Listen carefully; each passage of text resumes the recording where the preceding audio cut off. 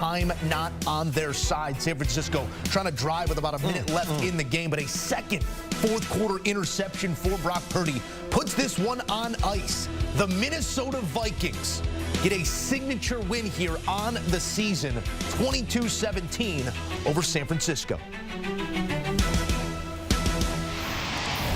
In studio with the two-time Super Bowl champ Bryant McFadden, I'm your host Joe Musso. B-Mac. Yes, sir. The two wins prior to this moment for the Minnesota Vikings, the Chicago Bears and the Carolina Panthers. They just put up 451 yards of total offense on what some believe to be the best defense in the game. Where did this come from? Well, when you look at the game plan offensively for the Minnesota Vikings, first and foremost, let's tip our hat to Kirk Cousins. Outstanding game by Captain Kirk. I understand people, they're overly critical about who he is on a national stage. Monday Night Football, Kirk Cousins balled out. And I understand he had an interception. That solely wasn't on Kirk Cousins. Jordan Addison got a win at the line of scrimmage. Outstanding play by Ward. But when you look at what Kirk Cousins did for 4 quarters, especially when things got sticky, he stood up and he delivered. So hats off to Kirk Cousins. But look at the offensive game plan. Kevin O'Connell basically took the game plan Sean McVay and the Los Angeles Rams utilized against San Francisco earlier in the year, week 2, and they implement that into their offensive arsenal in tonight's game, and they were spectacular. If you look at so far with the San Francisco 49ers, the one offense that gave them trouble, that they struggled against, was the Los Angeles Rams. Week 2, they scored the most points against the San Francisco 49ers so far compared to any other offense they faced off against defensively from the 49ers. And that's what we saw tonight. Captain Kirk was Matthew Stafford. Jordan Addison was Puka Nacua, to say the least. And they executed nicely for 4 quarters. And the most important thing they did that the Rams were not able to do in week 2 was win. It's a sound comparison. Cousins 35 of 45 for those 378 passing yards through the air. Did we find the weakness of this San Francisco team? I mean, it was a weird one a week ago, that loss to the Browns. It wasn't what you expect on either side of the ball from the 49ers. In this spot, the pass defense was really illuminated to be something that needs to be worked on for the 49ers. You're talking about an offensive attack that doesn't have Justin Jefferson and didn't have Jordan Addison for about a quarter of this game as well. On the other side of this passing game, what are the issues in the back end that you're seeing right now with the 49ers? Well, the back end is at their best when the front end is doing what they're supposed to be doing. Where the money players at? Right? The 5-star players, Bosa, Armstead, Hargrave. Kirk Cousins did not touch the ground one time. They did not sack Kirk Cousins once. There were a few times where the pocket collapsed, but he never felt uncomfortable. So many of those throws came with pressure at his feet. And another credit to Kirk Cousins, the way he performed on this night. 0 sacks. When you have so much money invested in the defensive line for the San Francisco 49ers, at some point in time, they have to get home. They did not. And because of that, we saw separation from the pass catchers from the Minnesota Vikings against the guys in the secondary for the San Francisco 49ers. And the final thing I say in regards to the letdown or so that we saw in the back end for the 49ers, they didn't make plays. They didn't make plays. Early in the ballgame, first quarter, big one right before half. Great at the line of scrimmage, extremely disruptive with his hands. Jordan Addison could not get inside. He picked the ball off. Right before halftime, the same opportunity, had an opportunity to become a hero in a half of play. Guess what? He got outfought for the football from a young player, rookie, in Jordan Addison, and that's when things started to go downhill for San Francisco. Got to pressure the passer, got to get home. Not one sack. And got to defend on the back end. Issues for the Niners here in this loss, obviously.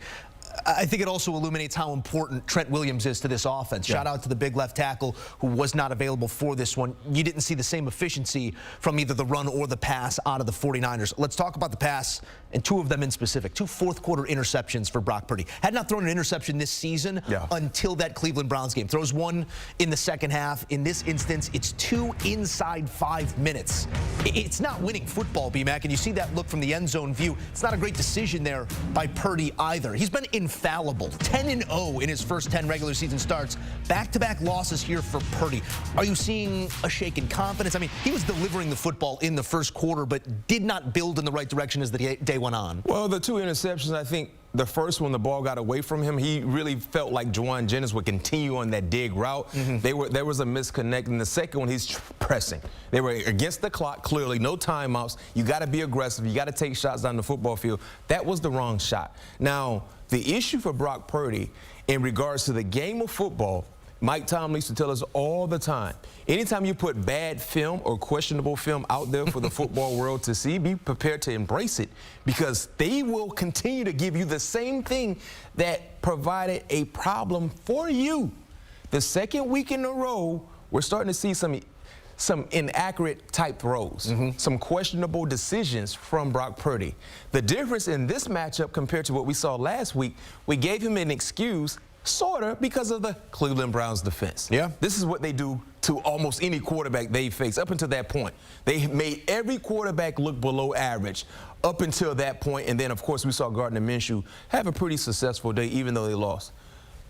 The Minnesota Vikings defense has been vulnerable.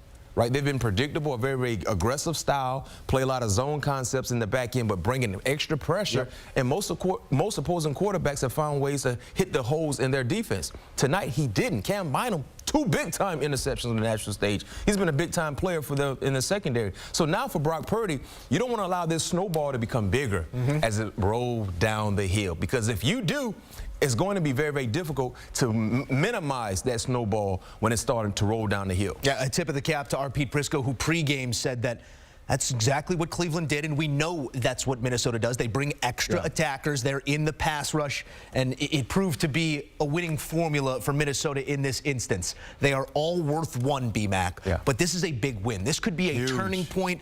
The jolt in the arm, the shot in the back, call it what you want. Minnesota needed this in a bad way.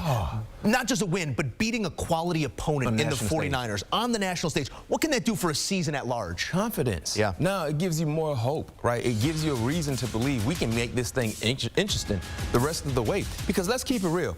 The Buccaneers, they should have won that ball game. It got away. The Eagles game got out of hand, not out of the hand, but clearly that was a game they lost. They should have lost. They should have beat the Chargers, right? The Chiefs, they only lost by 7 points. A questionable no call. The PI that we all felt was a PI that was not called led to an opportunity for the Chiefs to win that ball game. So it's safe to say, you talk about the losses, there are 3 games they should have easily won. Yeah. Easily won. So they've been straddling the fence and trying to find ways to win.